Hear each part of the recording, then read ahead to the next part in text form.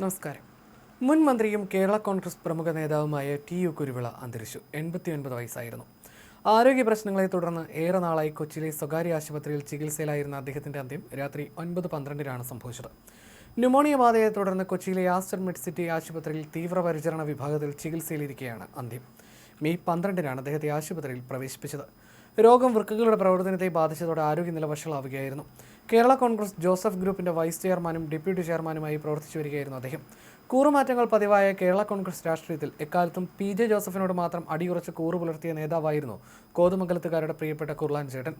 VS. Achuthanandan സർക്കാരിൽ പൊതുമരാമത്ത് വകുപ്പ് മന്ത്രിയായിരുന്ന അദ്ദേഹം 2006 നവംബർ മുതൽ 2007 സെപ്റ്റംബർ 2 വരെയാണ് ആ പദവി അലങ്കരിച്ചത്. 2006-2011 വർഷങ്ങളിൽ കോതമംഗലത്ത് നിന്ന് വിജയിച്ചാണ് അദ്ദേഹം നിയമസഭയിലെത്തിയത്.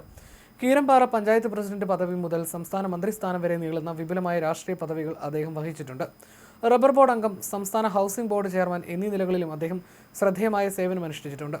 സജീവ രാഷ്ട്രീയത്തിന് പുറമെ യാക്കോബായ സഭയുടെ ശക്തനായ വക്താവ് എന്ന നിലയിലും പ്രമുഖ വ്യവസായി എന്ന നിലയിലും അദ്ദേഹം അറിയപ്പെട്ടിരുന്നു. ഊഞ്ഞാപ്പാറ കല്ലുങ്കൽ കുടുംബാംഗം ചിന്നമ്മയാണ് ഭാര്യ. റീന, ഡോക്ടർ രേണു, റിമി, ഡോക്ടർ രേഖ, എൽദോ എന്നിവർ മക്കളാണ്. ഡോക്ടർ പൗൾ ജേക്കബ്, പരേതനായ പൗൾസ് കുര്യൻ, തോമസ് മുത്തൂറ്റ്, പരേതനായ സുദീപ് തോമസ് ജോൺ, ഋതിക അസറിയ എന്നിവർ മരുമക്കളാണ്.